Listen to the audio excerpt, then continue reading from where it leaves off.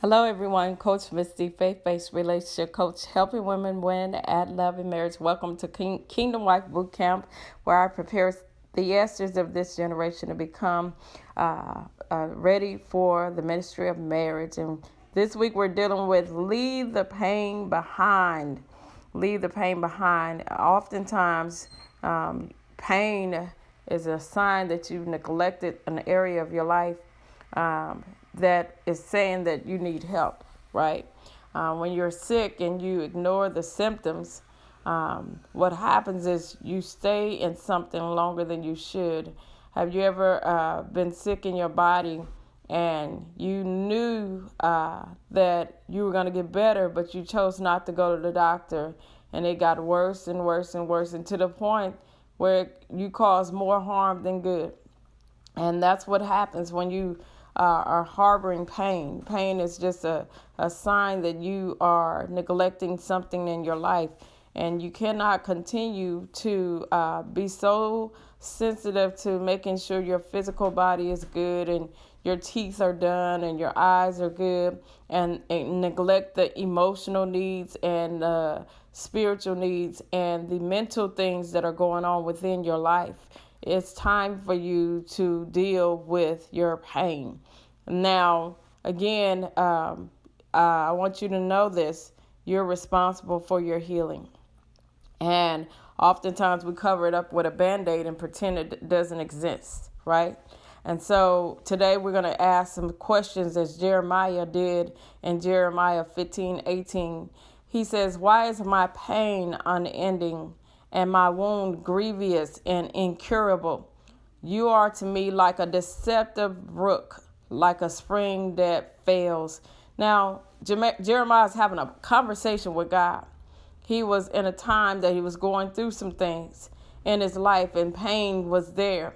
But you got to know that pain is a sign that you are ignoring what God is saying, because God is love, and everything that you're dealing with pain is the opposite of love. And you got to recognize that if you're not in the space of love, you can't receive healing. And the enemy wants you to keep,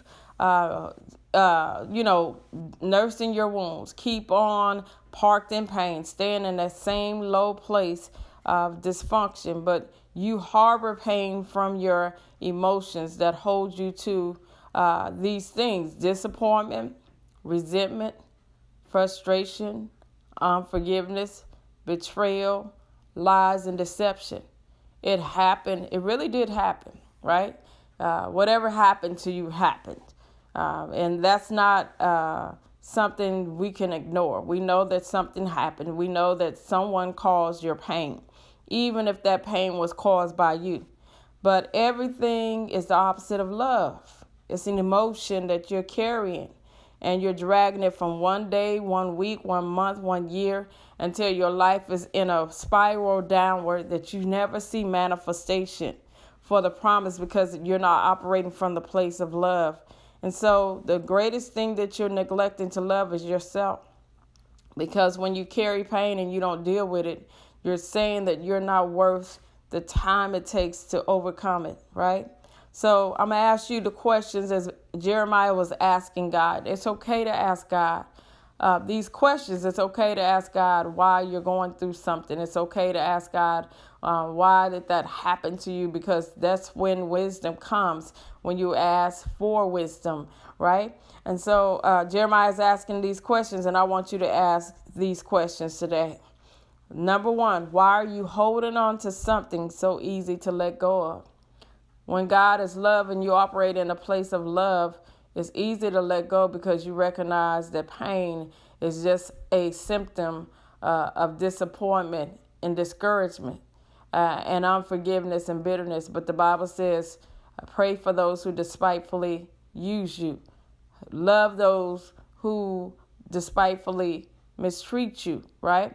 You got to be able to love your enemies. And so that lets you know that you have chosen to carry this pain, because love lets a release of forgiveness, a release and freedom from the chains of bondage of that act of violence, whatever it was.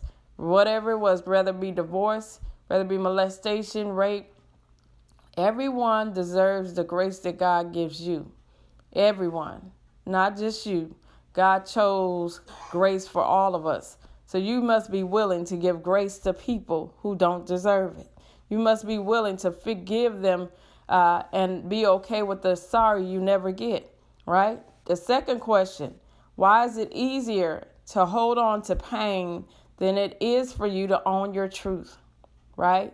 I'm carrying this because I choose to. I'm carrying this because I haven't gotten over it. I'm carrying this because I'm still mad. I'm still angry. You got to be real with your truth. It's okay to have those emotions, but the Bible says, but sin not. Be angry, but sin not. Don't let the sun go down in your anger. The third question, what is your pain really about? You got to get to the root of the issue. It wasn't the act of what happened to you. There's an issue that's deeper than the surface of what's going on in your life. Number four is how many years, months, weeks, or days have you been carrying this pain? And the last question I have for you, are you ready to let it go? Today, as you evaluate these things, I believe that God is going to speak to you. As you ask God these questions, He's going to give you clarity. When you have an encounter with God, when Jesus, you should be changed. There should be something that's changing on the inside of you. And the fact that you're hearing me today is a sign that God is ready for you to be made whole. All right. See you guys tomorrow. If you have any questions, email me, Misty@coachmisty.org. God bless.